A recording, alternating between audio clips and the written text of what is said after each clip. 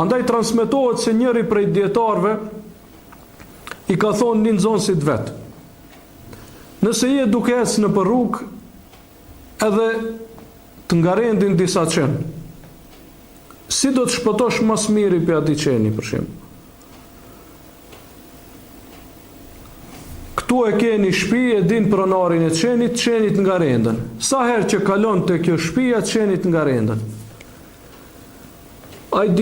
Nxënësi i thot, njerë i thot difugi me gur, herën tjetër thot dhe iki, herën tjetër ep një zgjidhje, tjetër thot jo. Pse ta mundoj zhvitin në këtë formë? Po shko fol me pronarin e qenit, thuj ta lidhe qenin, mos e lane qenin të të sulmojë ty, dhe pastaj je rahat prej qenit. Sa herë që kalon në atë rrugë, je rahat për qenit.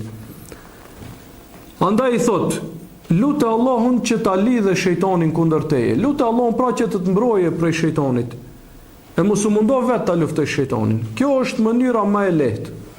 Pra, forcohu me Allahun subhanahu wa taala, pastaj automatikisht shejtanin e ke nxjerr, pra e ke larguar prej pozicionit vet, e ke deklasuar.